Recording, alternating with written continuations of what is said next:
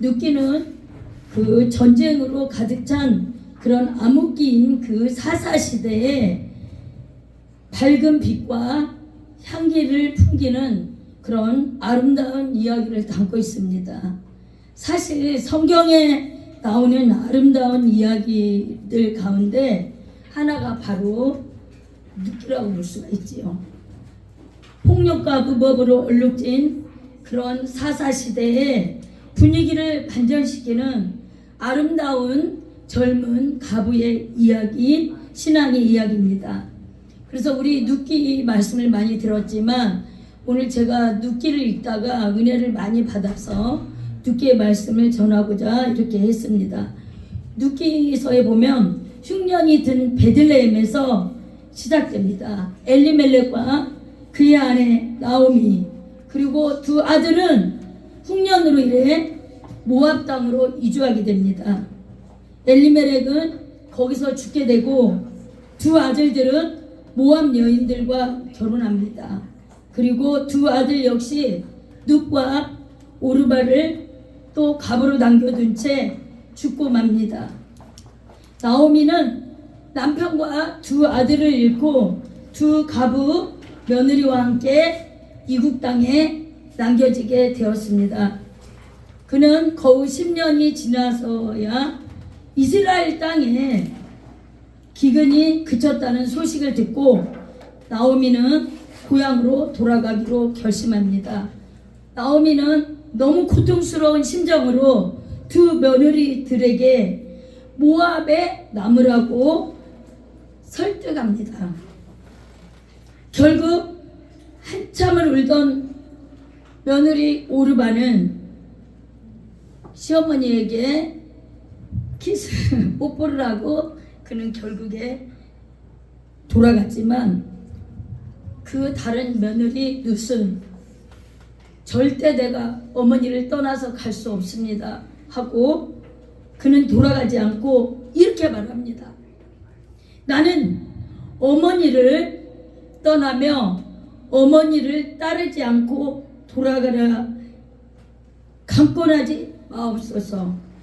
어머니께서 가시는 곳에 나도 가고 어머니께서 유숙하시는 곳에서 나도 유숙하겠나이다. 어머니의 백성이 나의 백성이 되고 나의 하나님이 나의 하나님이 되시리니 어머니께서 죽으시는 곳에서 나도 죽어 거기서 장사함으로 만일 내가 죽는 일 외에 어머니를 떠나면 여호와께서 내게 벌을 내리시고 더 내리시기를 원하나이다. 이렇게 고백을 하였습니다. 우리가 생각할 때 남편도 죽고 이제 그 후손을 이을 수가 없었기 때문에 나오미는 두 며느리를 보내려고 했잖아요. 그런데 여기 룻은 나중에 예수님의 족보까지 오르는 그런 위대한 여인이 됩니다. 성경에 그 여인들을 좀 불우한 가운데서 3명이 있지요. 그저 기생나 또 다말 그리고 여기에서 나오는 룻입니다. 저는 이 여인들을 보면서 제가 여자지만 제 간증이 그 시골에 전라북도 김제 깡 시골에서 공부도 못하고 아주 가난한 집에서 밥을 먹는 날보다 굶는 날이 더 많았어요. 그래서 키가 더 안 자란 것 같아요. 왜냐면 그래서 먹을 게 없어서 연필하고 과자 같은 걸 줘서 교회를 나가게 되었잖아요. 어렸을 때. 그런데 하나님께서는 우리가 이렇게 전도하다가 이렇게 또 교회에서 보면 어렸을 때 교회 다닌 분들이 반드시 다시 돌아오더라고요. 하나님이 선택하셔서 만세전에 그들이 다시 돌아와서 저처럼 하나님의 일꾼이 되더라고요. 그래서인지 저도 방탕 이제 초등학교 때부터 교회를 안 다니고 주일학교 때는 너무 먹을 게 없으니까 먹고 싶어서 공부하고 싶어서 교회를 다닌 거잖아요. 그런데 그때 한번 외웠던 기도문, 주기도문 같은 거 하나님이 반드시 살아계시고 예수님이 나의 죄 때문에 십자가에 죽으셨지. 그 죄를 생각하면서 늘상 교회는 안 다니고 있었지만 겨우 10대 때, 그 다음에 20대에 돼가지고 결혼해서 예수를 믿게 됐어요. 그런데 예수 믿기 전에 제가 참 아팠었어요. 그래서 중학교 다닐 때도 체육 시간에 나갈 수가 없었어요. 아이들은 체육 시간에 막 나가서 달리기 이런 거 하지만 저는 몸이 약해가지고 쓰러졌었어요. 빈혈 때. 그래서 그런 가운데 또 아가씨 20대 때 불면증으로 시달리고 여러 가지 우울증, 또 여러 가지 고통 가운데 있었는데 하나님께서 만세 전에 저를 택하셨나 봐요. 제가 그래서 교회 나오면서부터 몸이 안 아팠어요. 그리고 또 의사 선생님이 말하기를 저는 특수 체질이라 아기를 낳으면 죽는다 했어요. 그런데 지금 아들 둘이, 큰 아들은 34살, 작은 아들은 30살입니다. 두 아들이 건강해요. 씩씩하고. 어렸을 때도 두 아들은 아픈 적이 없어요. 막 겨울에도 팬티만 입고 막 한겨울에 눈이 아파트에 쌓여도 둘째 아들은 그 일본 애들 같이 아무것도 입지 않고 다녀도 감기가 안 걸려. 그래가지고 그때 당시에는 제가 교육자가 아니고 집사 때인데 담임 목사님 사모님께서 나보고 동사물 썰만 먹였냐고. 그래서 그렇게 건강하게 자랐는데 첫 번째 날 때도 9개월에 났어요. 조산했고 두 번째 낳았을 때 제가 체험한 걸 이야기하고자 합니다. 제가 그때 의사 선생님이 아기를 낳으면 안 된다고 했는데 제가 막 아파트 전도 다니고 아이 큰아들을 업고 다니면서 전도지로 막 전도하고 하루도 쉬어본 적이 없어요. 비가 오나 눈이 오나 바람이 부나 하루도 쉬지 않고 전도를 했습니다. 근데 제가 키가 적잖아. 그러니까 큰아들을 업으면 밑에 빠질 것 같으니까 또 막 다른 구역장님 또 이방인 동네 아줌마들이 매일 전도를 다니고 하니까 종이 엄마는 그렇게 애기 없고 왜 그렇게 힘들게 다니냐고 그랬고, 남편도 집에 가만히 앉아서 있지 뭘 그렇게 힘들게 발발거리고 다니냐고 그렇게 핍박을 했습니다. 그런데 저는 제가 만난 예수님을 뜨겁게 그날부터 만났기 때문에 가만히 집에 있을 수가 없었어요.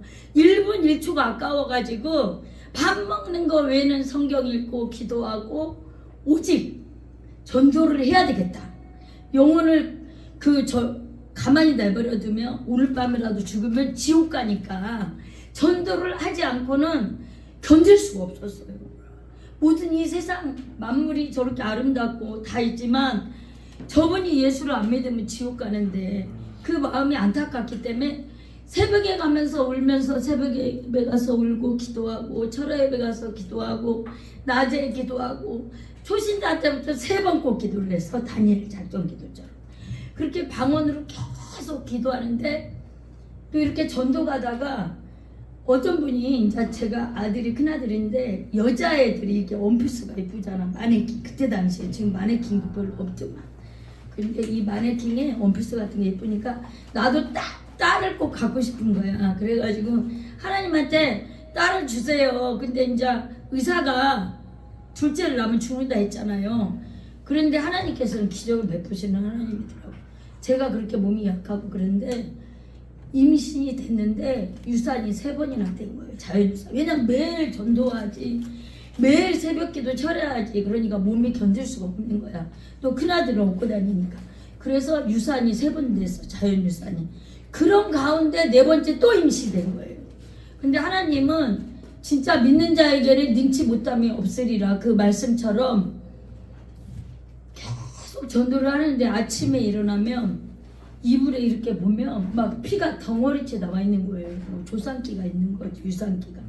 그런데도 무조건 전도할 욕심에 의사 선생님은 병원에 입원해야 된다고 했는데 그때 당시에 제가 살고 있는 데가 수원, 37년을 수원에서 살았고 예수를 믿었기 때문에. 그런데 그때 대학병원이 없었어요. 수원에. 그래서 이제 종합병원을 다니면서 한 달마다 이렇게 산모 검진을 했었는데 3개월, 4개월, 5개월 계속 시간이 가도 전도할 욕심에 피가 막 아침에 일어나면 피가 이만큼씩 고여 있으니까. 그런데도 그때는 어떻게 젊으니까 더 두려움이 없는지 병원에 입원하지 않고 계속 전도했어요. 그리고 이제 전도 끝나면 달목사님께서 머리에다 안수해 주시고, 그러다가 하나님께서 안 되겠는지 7개월 때 갑자기 피가 이제 덩어리째 나오면서 병원에 응급실로 가게 됐습니다. 그런데 의사 선생님이 뭐라고 하냐면 도저히 살 수가 없는데 아이를 선택하든지 산모를 선택하든지 우리 남편에게 권면을 했습니다. 근데 우리 남편은 젊으니까 살려주세요. 얘기도 살려주고 저도 살려달라고 금식을 하셨습니다. 그런데 저는 그때 순간 제가 믿음이 없었는지 내가 왜 그렇게 열심히 기도하고 전도했는데 이제 죽는가? 이런 회의가 오더라고요. 그런데 오히려 그 주위에 있는 안 믿는 이방인들 알죠? 제가 막 전도하면서 과일 갖다 주고 과자 갖다 줬던 그런 아줌마들이 뭐라고 하냐면 종이 엄마 살 수 있어요. 종이 엄마가 믿는 하나님이 반드시 살려줄 거다. 그리고 아기도 건강하게 태어날 거다. 그렇게 말씀해 주셔가지고 병원에 입원했는데 사모님하고 장로님이 신방 와서 저에게 기도를 해주시더라고. 왜냐하면 저의 기도를 들으신 하나님 꼭 저에게 좋은 아이를 선물해주고 책임져 달라고 사모님이 기도를 해주셨는데, 진짜 그 의사 선생님께서 이제 7개월이니까 3개월을 채워가지고 아기가 너무 적기 때문에 인큐베이터에 들어가기도 힘든 거예요. 그러니까 이제 병원에 꼼짝없이 침대에서 그 의사 그 병원 침대에 거기서 막 주사바늘을 양쪽에 5개 10개를 꽂고서 먹는 거, 사모니까 잘 먹어야 돼. 애기를 키워야 되니까. 그래서 먹는 거 다 주고 거기에서 오줌통을 그지? 그런 거를 배송을 해야 되니까 제가 더 답답한 거야. 왜냐면 매일 전도하던 사람이 새벽 기도 가고 했던 사람이 거기에 꼼짝없이 감옥까지 이렇게 써야 되니까 또 하나님 어떻게 해야 됩니까? 막 낙심이 되더라고요. 그런데 하나님이 그 기도를 들으셨나 봐. 사모라 막 잘 먹고 우리 남편하고 신우가 교대로 저를 이렇게 돌봐주었는데 그날 신우가 김밥에 주스에 사과, 그러니까 이제 산모라 아기를 많이 키우려고 그걸 막 먹은 거야. 너무 많이 먹었는데 갑자기 새벽 3시인 것 같아요. 그때 근로자의 날이었어요. 그래서 의사들이 다 나오지 않을 때 그때 당시에 인턴만 있었는데 갑자기 새벽에 피가 나오면서 그 의사 간호사들이 그 드라마에서 메디컬 드라마처럼 막 그 끌고 막 무섭게 이런 옷 같은 거를 가위로 다 자르는 거야. 막 피가 범벅이 되니까 산모가. 그래서 위험하다고 아줌마 빨리 이제 그래가지고 막 비상 걸려가지고 과장이랑 와가지고 그렇게 이제 저를 아줌마 막 뭐라고 하더라고. 마취가 안 된다고 너무 먹어서. 왜 아줌마 많이 드셨냐고. 뭐 산모니까 많이 먹었잖아 당연히.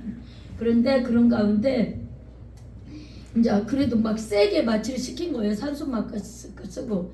그래가지고 그때 푹 떠가지고 제가 하나 둘 셋 쉬는데 천국에 올라갔습니다. 천국에 올라갔는데 하나님께서 저에게 말했습니다. 제가 그때 이제 지금 아파트가 엘리베이터 있잖아요. 그때 당시에는 엘리베이터 있는 아파트가 없었어요. 5층까지 막 걸어 올라가고 그 7개월 되도록 전도지 갖고 올라가는 거를 막 보여주시더라고. 하나님께서 보여주시고 그러면서 뭐라고 했냐면 네가 반드시 너를 살려주겠다. 그러면서 책임져 주겠다. 아이도 책임져 주겠다. 의사는 딸이라고 했는데 하나님께서 아들이라고 알려줬습니다. 그래서 세상에서는 1.6kg 탄생됐는데 예수님께서는 2kg가 넘는다고 말씀해 주시고 책임져 주고 따라 너를 사랑한다 이렇게 말씀해 주시면서 저를 꼭 끌어안아 주셨어요. 그런데 분명히 제가 왜 이 간증을 하냐면 많은 사람들은 간증하면 잘못하면 교만 들어가고 그런 얘기를 많이 요즘에도 들었거든요. 근데 그때 하나님께서 저를 살려줄 때 부탁한 게 있었어요. 그게 뭐냐면 네가 지상에 내려가면 반드시 교회 가서 이 간증을 해야 된다고 말씀하셨는데 그건 뭐였냐면 제가 막 전도지를 뿌리고 이제 교회 데리고 와서 지금 제자들이 다 몇백 명씩 전도하잖아요. 많은 왕들을 저기 제자 와 있으니까. 근데 그것도 똑같은 상급이 큰데 제가 막 그 전도지만 뿌린 거 알죠? 길에 가면 왜 저런 데서도 많이 뿌리시잖아. 그것도 상급은 똑같다고 그랬어요. 그리고 분명히 교회 가서 알려줄 것은 예배 드리고 헌금 드리고 기도하고 하는 거를 하나님께서는 표현할 수 없지 막 제 얼굴을 만져주면서 그렇게 하시더라고요. 그래서 그걸 분명히 알려주라 했어요. 세상에 나가서. 그리고 너에게 반드시 우리에게 성도들에게 이 땅에서도 복을 주지만 천국에 왔을 때 놀랄 것이다. 다시 헌금 드리고 예배 드리고 이런 것을 다시 다 돌려줄 것이다. 이 사실을 분명히 전하라고 저에게 부탁하셨어요.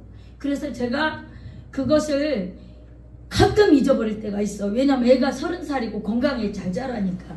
그때 그렇게 막 중야산자 했을 때 아들이 탄생돼가지고 수혈하고 깨어난 거거든요.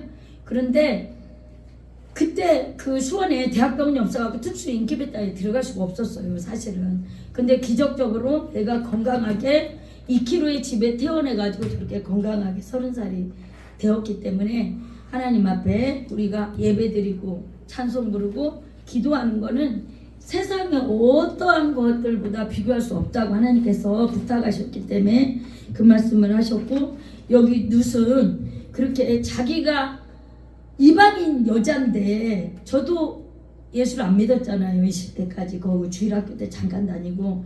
근데 하나님께서 선택해가지고 이렇게 공부까지 시켜서 목사까지, 이런 축복은 저는 다른 분이 생각할 때는 어떻게 생각할지 모르겠는데 저는 자신 있게 말할 수 있는 게 대통령 아니면 어떠한 것도 부럽지 않아요. 그래서 집에서 찬양 부르고 기도할 때도 춤을 덩실덩실 춰, 다윗처럼.